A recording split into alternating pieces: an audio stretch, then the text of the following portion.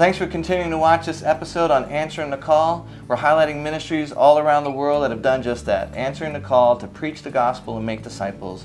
Our next story comes from Naples, Florida. We're visiting Sunlight Home, and with me is the Executive Director, Linda Hale.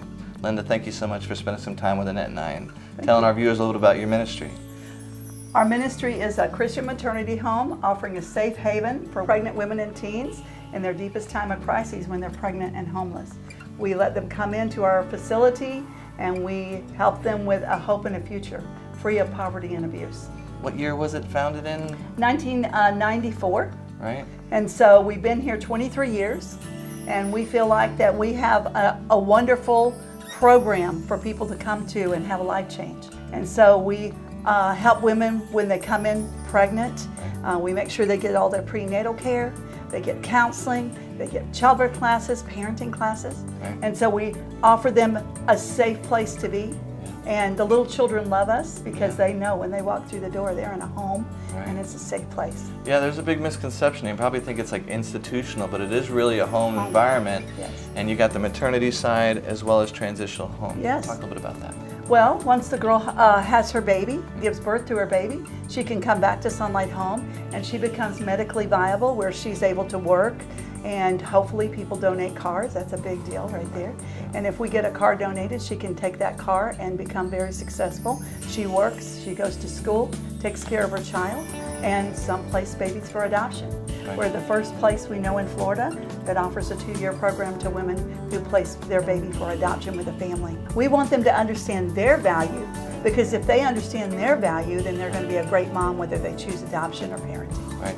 And Jesus, a lot of times, met the physical need first and then talked about That's the right. spiritual. So body, soul, and spirit. So Right. a lot of these women are coming with no faith in anything, right? So talk about that journey a little bit. Well, when they don't have faith, I have faith for them. Yeah. I believe for them. I believe they can change the world.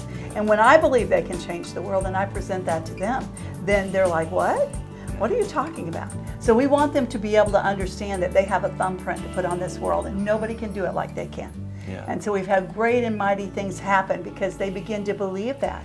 So I have the faith for them, and as we go through the Bible studies, and as we go to church, and we learn from everyday experiences, and we bring to the fact that this is God doing this Right. for you. This is God making that provision for you. God ordained you being here. Yeah. Then they begin to believe it, and then their life changes because they become somebody great. And if you invest in women's lives when they're having a baby, you're going to change the world. Yeah, that's how you do it, one person at a time. That's right. That's exactly right. That's That's what we do. Well, that's awesome. Well, stay tuned. We're going to get some more interviews from some of the board members here at the Sunlight Home so you can learn a little bit more about how God is using this ministry to make an impact both in the woman's life and that baby that's coming. Keep watching.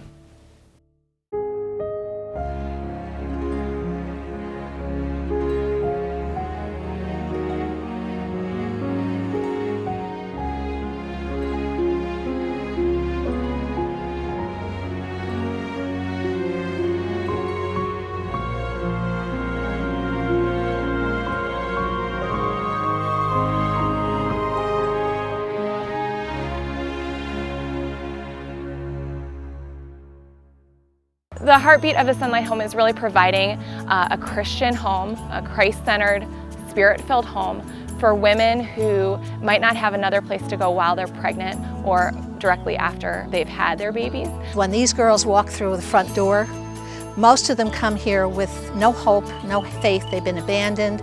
Some of them are non-believers. Some of them have lost their way. Sunlight Home is a safe place to be, but it's not just a place to be while you're having a baby, it's a place to change lives. They're very overwhelmed by their situation. They come in here afraid and not knowing what might happen, and so the first step is to just make them feel comfortable, to make them feel they are important. So we want to provide a place for them to go so that they're able to carry their babies, and that after they have their babies that there's a place for them to live and to transition. So we have morning devotions, Bible study, and church attendance on Sunday, and that's mandatory here. In order to participate in the program, you have to agree to do that when you come in. My favorite part is to work with the young ladies that live here, just to be able to spend time with them, to listen to them, to show them alternatives, to pray with them. To really mentor the women who live here, help them in very tangible ways, meeting spiritual needs, financial needs, helping them grow in their understanding of what it means to work hard, live out their faith. And just trying to encourage them to trust in God. And we try to get them to come back to see who they are in Christ, that Christ loves them and their baby, and that we also love them. Sometimes they have the thought that all we care about is that baby, and that's not true. Our first concern is that mother, because if we can't help her, we certainly can't help that baby. So there are so many ways to get involved at the Sunlight Home. We welcome volunteers to come and serve at the home. To be a mentor to the girls, or being a tutor, just taking them out and spending time with them, taking them to the movies, taking them out to a meal, and just spending time with them and showing them that you really love them and you're interested in their welfare. we take no government financing. We are completely supported by voluntary contributions. We invite others to come and donate whatever they have in terms of maternity clothes, diapers, wipes. We have a whole list of kind of our wish list of ways that people can give to us. So hopefully when they see us, they see the face of Christ in us and learn how to see it in other people as well as themselves.